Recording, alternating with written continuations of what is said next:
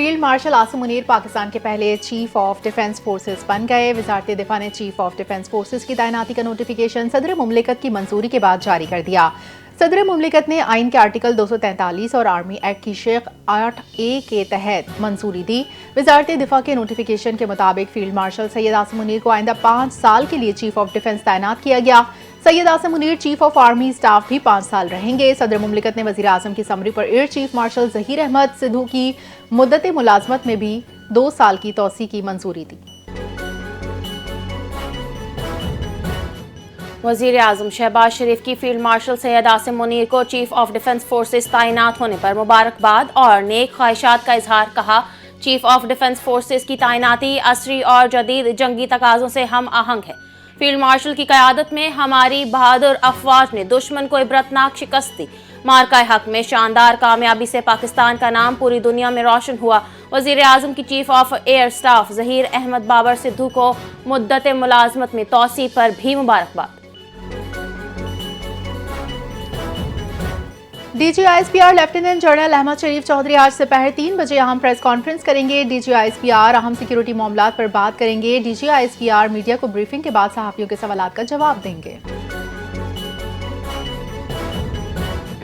وفاقی حکومت نے جعلی ویزوں کے دھندے میں ملوث مافیا کے خلاف مؤثر کریک ڈاؤن کا حکم دے دیا۔ وفاقی وزیر داخلہ محسن نقوی اور وفاقی وزیر سمندر پار پاکستانیز چودھری صالح حسین کی زیر صدارت خصوصی اجلاس۔ جعلی دستاویزات پر بیرون ملک جانے والے مسافروں کے خلاف شکنجہ سخت کرنے کا فیصلہ۔ وفاقی وزراء نے 7 روز میں حتمی سفارشات طلب کر لی۔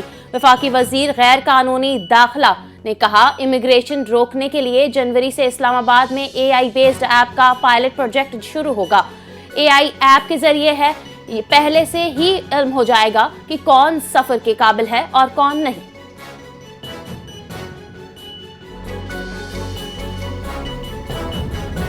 پی ٹی آئی رہنما مرزا شہزاد اکبر کو اشتہاری قرار دیا۔ عدالت نے تحریری آرڈر جاری کر دیا۔ شہزاد اکبر پر درج مقدمے میں وارنٹ گرفتاری جاری کرنے کا حکم۔ شہزاد اکبر متعدد بار طلب کرنے کے باوجود عدالت میں پیش نہیں ہوئے۔ مقدمے کا چالان بھی عدالت میں جمع کروایا جا چکا ہے۔ مرزا شہزاد اکبر کے خلاف ٹویٹر پر متنازع بیانات کی بنیاد پر مقدمہ درج۔ افغانستان کے لیے اقوام متحدہ کے امدادی اشیاء پر مشتمل 6 کنٹینرز طورخم اور جمرود ٹرمینل پہنچ گئے۔ افغان حکام کی اجازت کے بعد امدادی کنٹینرز کی کلیئرنس شروع ہو گئی۔ کنٹینرز میں ادویات اور طبی آلات شامل ہیں۔ پاکستان نے اقوام متحدہ کے امدادی اداروں کو افغانستان میں امداد پہنچانے کی اجازت دی۔ تجارتی گزرگاہیں 50 روز سے بند۔ پاکستان نے افغانستان میں غذائی اشیاء اور ادویات کی قلت کے باعث یہ اقدام اٹھایا۔ خیبر پختونخوا میں غیر قانونی مقیم افغان شہریوں کے خلاف کارروائیاں تیز۔ ضلع مانسہرہ پولیس نے غیر ملکی افغان مہاجرین کو 1 ہفتے کی ڈیڈ لائن جاری کر دی۔ پولیس کے مطابق غیر قانونی طور پر مقیم افغان شہری 11 دسمبر تک خود پاکستان چھوڑ دیں، بصورت دیگر ان کے خلاف سخت قانونی کارروائی کی جائے گی۔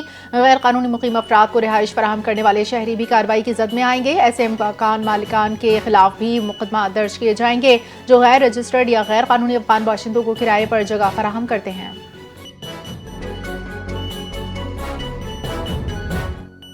سندھ کے سینئر وزیر شرجیل انعام میمن نے جلد ٹیکسی سروس شروع کرنے کا اعلان کر دیا۔ سندھ اسمبلی میں اظہار خیال کرتے ہوئے شرجیل انعام میمن نے کہا، حکومت کا مقصد صرف اپنے حلقوں تک محدود نہیں بلکہ ہر حلقے میں شہری سہولیات فراہم کرنا ہے۔ حکومت ٹریفک کے نظام کو بہتر بنانے کے لیے ای چالان اور سخت قوانین لا رہی ہے۔ ٹریفک مینجمنٹ کے لیے ہر حادثے کی کیس ب کیس اسٹڈی کی جائے گی۔ بائک سوار اور بڑی گاڑیوں کے درمیان الزامات لگانے کی ذہنیت سے نکلنا ہوگا۔ بلی کے محاذ پر بہادری کی عظیم داستان رقم کرنے والے میجر محمد اکرم شہید نشان حیدر کا 54واں یوم شہادت آج عقیدت اور احترام سے منایا جا رہا ہے۔ دن کا آغاز ملک بھر کی مساجد میں قرآن خوانی اور دعاؤں کے اہتمام سے ہوا۔ میجر محمد اکرم کی بے مثال جرأت، دلیری، باقی کا اعتراف ہندوستانی کمانڈر ان چیف نے بھی کیا۔ جہلم میں میجر اکرم شہید کی یادگار پر پھول رکھنے کی تقریب منعقد ہوئی۔ کور کمانڈر لیفٹیننٹ جنرل عامر حسن نواز تقریب کے مہمان خصوصی تھے۔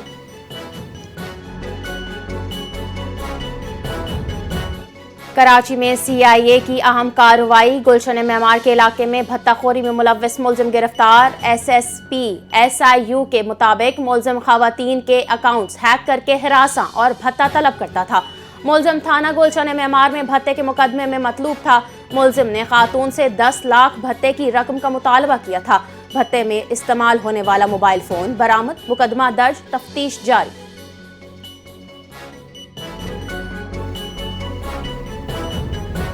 कराची में ट्रॉलर वबाले जान बनते हुए इंसानी जिंदगियां निकलने लगे। करीमाबाद पुल के करीब ट्रॉलर की टक्कर से एक और मोटरसाइकिल सवार जान की बाजी हार गया। मुतवफ़ी की शनाख्त 27 साला शबीर के नाम से हुई। पुलिस का कहना है ट्रॉलर ड्राइवर के खिलाफ कार्रवाई शुरू कर दी, कैफिर किरदार तक पहुंचाया जाएगा।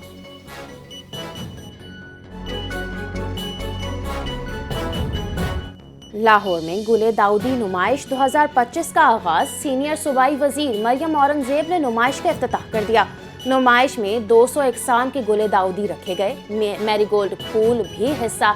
नुमाइश गाह में सब्ज हिलाली परचम को रोशनियों से जगमगा दिया गया। नुमाइश में स्नो कॉर्नर सर्द मौसम की मंजर कशी कर रहा था। नुमाइश में आने वालों का खूबसूरत दहनों से इस्तकबाल किया गया। मरियम औरंगजेब ने कहा कि गुले दाऊदी नुमाइश के इंतजामात काबिल तहसीन है। हुकूमत शहरियों को तफरीह की सहूलियात फराहम करने के लिए पुरअज़्म है।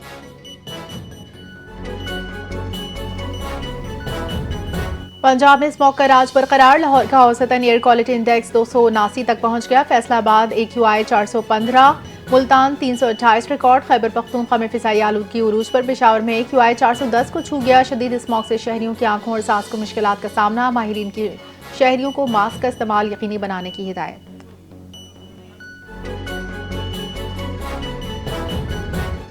इसराइल जारहियत से बाज न आया। सहूनी फौज ने गजा और लबनान में जंग बंदी मुआहिदे की खिलाफ वर्जी करते हुए 7 अफराद शहीद और 4 इमारतें तबाह कर दी।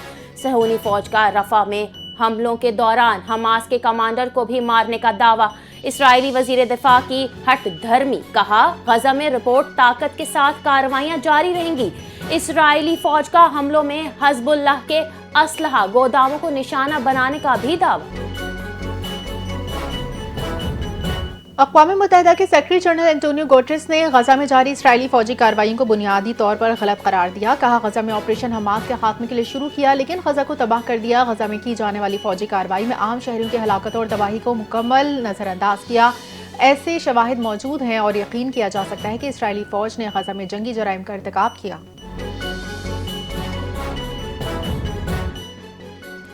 FBI ने 6 जनवरी 2021 को वाशिंगटन में कैपिटल पर हमले से एक रात पहले हम नस्ल करने का मुलजिम गिरफ्तार कर लिया। अटॉर्नी जनरल पाम बोंडी ने गिरफ्तार की तस्दीक दे दी। कहा 30 साल के मुलजिम का नाम ब्रायन कोल जूनियर है और वो विडब्रिज वर्जीनिया में वालिदैन के साथ रहता है।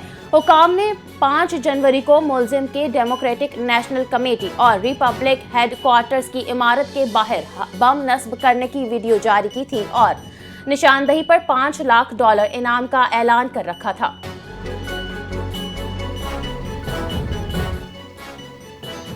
PSL ने भारत में मकबूलियत का नया रिकॉर्ड बना दिया। 2025 में गूगल पर सबसे ज्यादा सर्च किए जाने वाले स्पोर्ट्स इवेंट की फहरिस्त में जगह बना ली।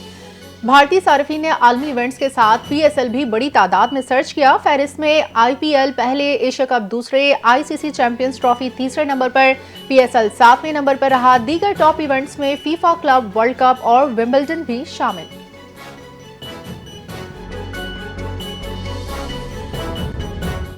मुल्क के मुख्तलिफ शहरों में रवां साल के आखिरी सुपरमून का दिलकश नज़ारा। रवां साल के आखिरी सुपरमून का नज़ारा करते शहरियों को चांद मामूल से 15% ज़्यादा रोशन नजर आया। स्पार्को के मुताबिक इस वक्त चांद का ज़मीन से फासला 3,57,218 किलोमीटर है। ज़मीन के करीब होने की वजह से चांद आम दिनों के मुकाबले 7.9% बड़ा और ज़्यादा रोशन दिखाई दिया। पाकिस्तान में सुपरमून सुबह 4:15 पर मुकम्मल उरूज पर था।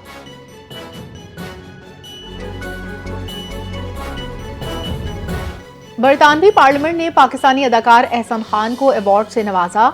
ایوارڈ کی تقریب برطانوی پارلیمنٹ کے کمیٹی روم میں منعقد ہوئی۔ احسن خان کو برطانوی رکن پارلیمنٹ افضل خان کی جانب سے خصوصی شیلڈ پیش کی گئی۔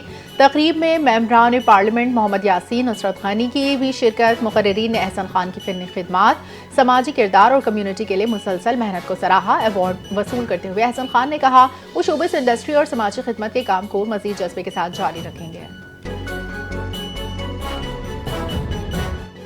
اور پاکستان سمیت دنیا بھر میں آج مٹی کا عالمی دن منایا جا رہا ہے۔ مقصد صحت مند زمین کی اہمیت کو اجاگر کرنا اور زمینی وسائل کو پائیدار طریقوں سے استعمال کرنے پر توجہ مرکوز کرنا ہے۔